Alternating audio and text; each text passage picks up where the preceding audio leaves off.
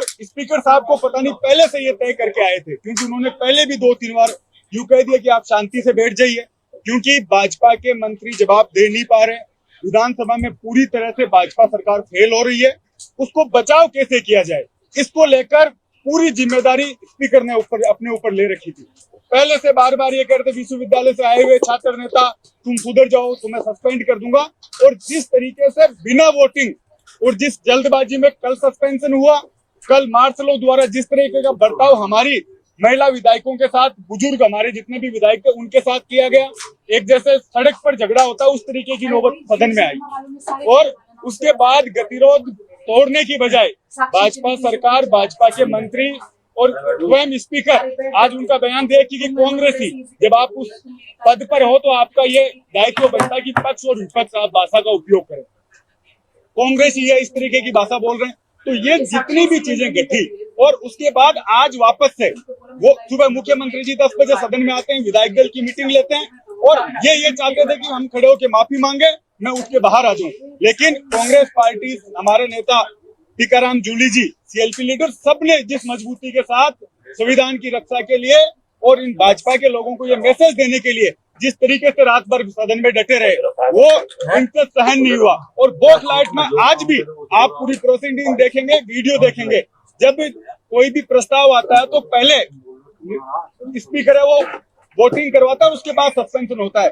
उन्होंने जिस जल्दबाजी में किया, असंवैधानिक तरीके से किया, पूरी पार्टी जिस तरीके से एकजुट है, आगे के आंदोलन के लिए हम लोग रणनीति बनाएंगे, पूरे सीनियर नेताओं के साथ बैठकर किस तरीके से असंवैधानिक निर्णय लिया है, इसके खिलाफ क्या कर सकते हैं, उस पर हम लोग रणनीति बनाएंगे।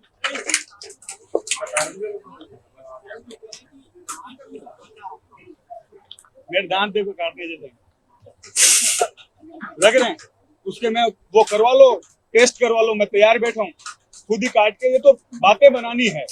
उनके लोगों ने जो हमारी महिला विधायकों के साथ बदतमीजी की, उनका कुछ नहीं है, और आज ये कह रहे हैं कि हमने उनको काटा है, तो ये सब असंवैधानिक है। इतना अधिक बड़ा मुद्दा उनके लिए था तो उनको केवल पॉइंट ऑफ ऑर्डर के माध्यम से क्यों आना चाहिए?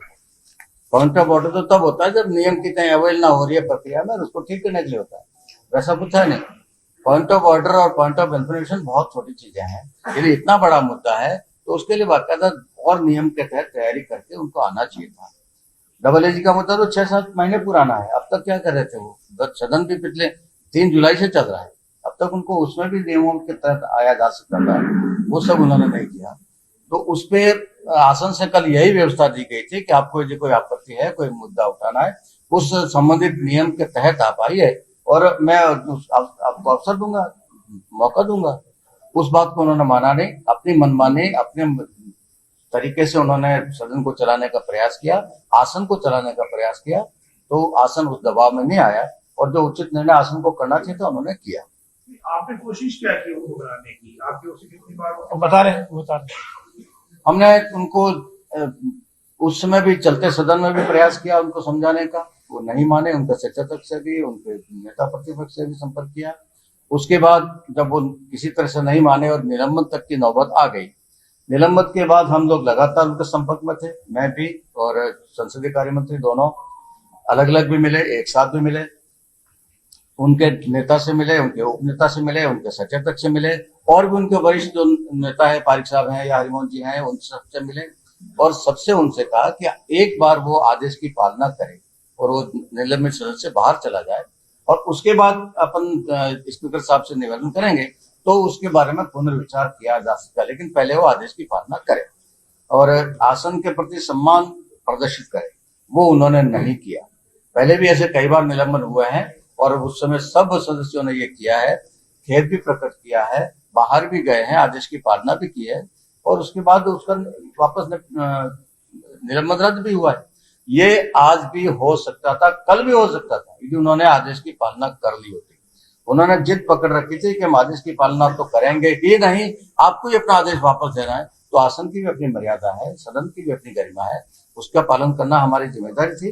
वो माननीय अध्यक्ष महोदय ने भी पालन किया और हमने भी पालन किया। रात को भी हम 11 बजे तक उनके संपर्क में थे, वहां हाउस में भी हम गए हैं, फोन से भी हम संपर्क में थे। अंत में जाके ये एक फार्मूला निकला था कि कल सुबह उनको वापस ले लिया जाए। उसमें ये हमने प्रस्ताव दिया है कि प्रश्नकाल पूरा होने दीजिए, प्रश्नकाल तक वो बाहर रह जाए, नापक्ष लॉबी में बैठ जाए या और कहीं बैठ जाए, और प्रश्नकाल पूरा होने के बाद आप निवेदन करिए, आसन विचार करिए। उसमें हम भी सहमत हैं। उन्होंने जिद पकड़ी कि नहीं, प्रश्नकाल शुरू करने से पहले ही हमारा निपटारा करो, तो फिर बाहर कहाँ गया वो?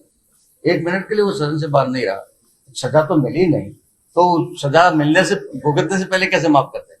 इस कारण से गतिरोध पैदा हुआ, और ये प्रतिपक्ष की नादानी भी कह सकते हैं, हठधर्मिता भी कह सकते हैं कि उन्होंने सारे परंपराओं को दरकिनार करके इस तरह से आसन को जबरदस्ती निर्णय करने के लिए मजबूर करने का प्रयास किया।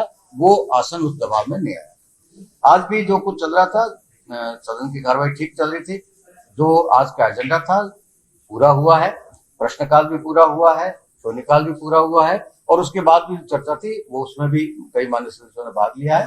और उसके बाद ये अंतिम चरणों में ये निर्णय हमको और करना पड़ा।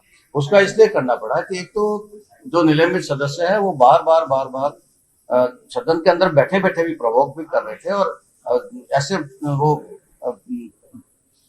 अपने उनकी बॉडी लैंग्वेज ऐसी लग रही थी जैसे वो सदन के किसी निर्णय की परवाह नहीं करते। वो भी ठीक नहीं था।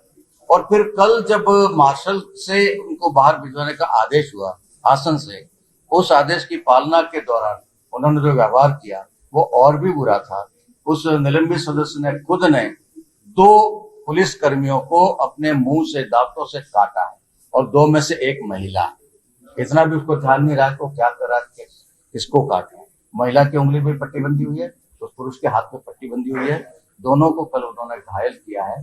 तो ये और भी एक आग में घी का काम इसने किया कि जिसको इतनी भी तमीज नहीं है, इतना भी जिसको विचार नहीं है कि मैं क्या कर रहा हूं, तो वो गलती की माफी तो क्या मांगे।